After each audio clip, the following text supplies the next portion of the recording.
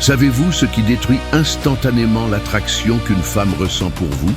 Ce n'est pas votre compte en banque, ni une imperfection physique. C'est votre réaction lorsque, consciemment ou non, elle vous lance un test.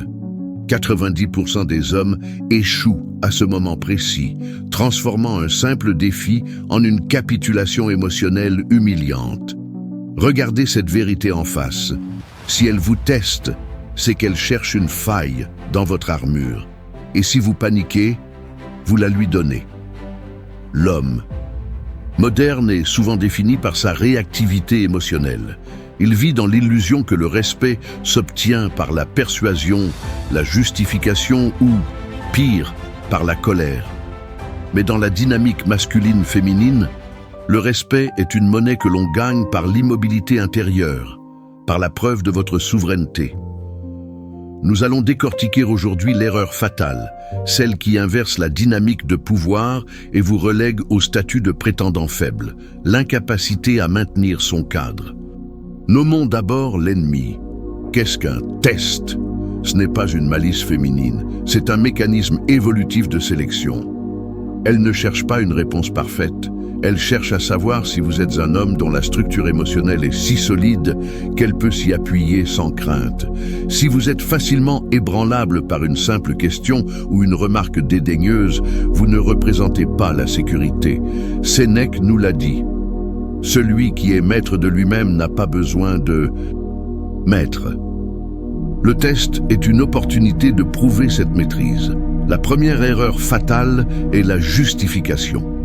Lorsqu'elle vous demande pourquoi vous n'avez pas appelé plus tôt, pourquoi vous avez agi de telle manière ou pourquoi vous avez pris telle décision sans la consulter, l'homme faible se lance dans un plaidoyer détaillé, cherchant désespérément son approbation. Vous transformez instantanément le test en un tribunal où vous êtes l'accusé.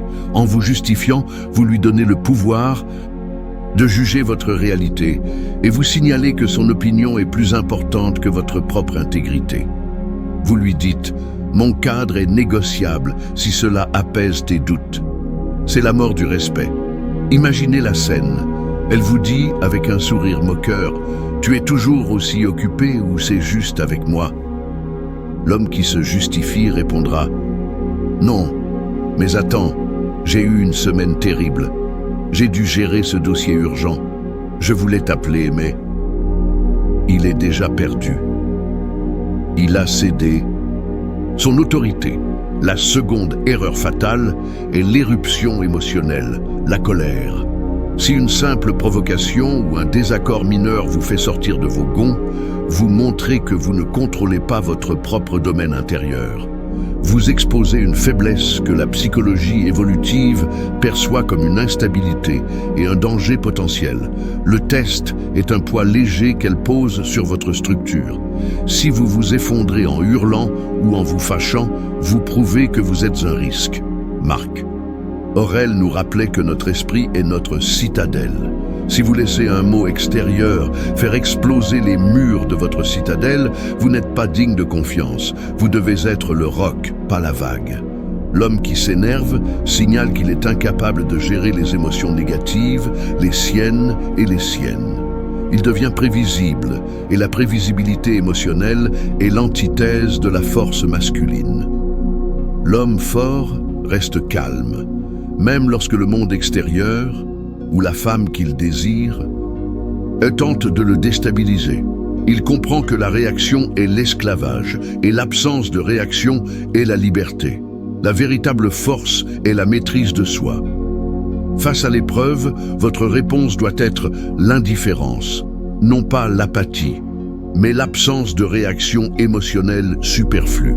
L'homme qui réagit immédiatement et avec ferveur signale qu'il est contrôlé par les circonstances extérieures, ce qui est l'antithèse de la vertu stoïque. Épictète nous l'a enseigné.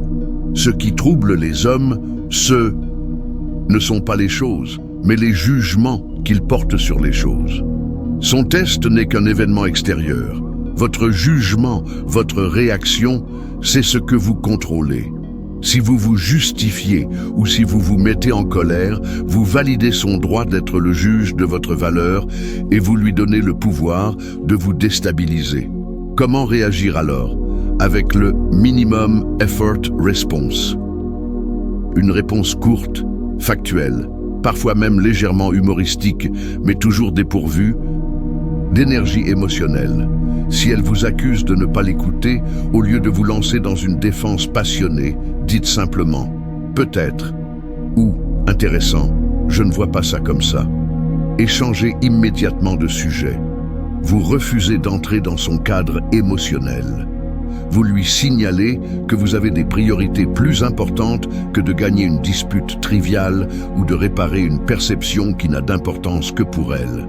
C'est l'essence du respect de soi. Vous n'avez pas besoin de son approbation pour savoir qui vous êtes.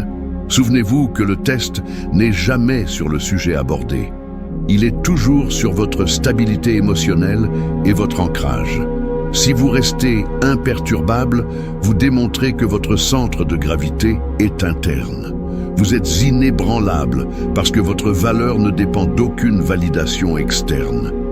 Marc Aurèle nous rappelle que notre devoir est d'agir selon notre nature rationnelle. Votre nature n'est pas de vous justifier auprès d'autrui, mais de construire, de diriger, d'exceller. Lorsque le test survient, il agit comme un miroir. Vous êtes-vous éloigné de votre mission? Avez-vous laissé la relation devenir votre seule source d'identité? La reconquête du respect commence par la reconquête de votre attention. Ne laissez pas les tests mineurs vous détourner des guerres majeures que vous devez mener pour votre vie et votre développement. L'homme qui a un but élevé est rarement dérangé par les petites provocations. Il est trop occupé à regarder l'horizon.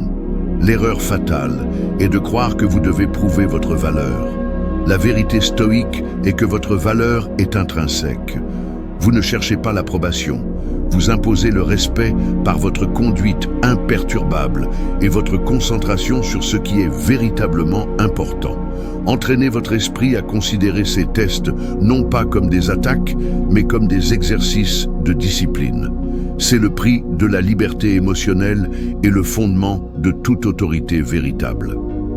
Votre force réside dans ce que vous ne faites pas. Vous ne réagissez pas, vous ne vous justifiez pas, vous ne perdez pas votre calme. Vous contrôlez votre citadelle intérieure. Vivez selon vos principes et vous n'aurez jamais besoin de vous justifier. C'est la seule voie vers la dignité masculine. Soyez le roc.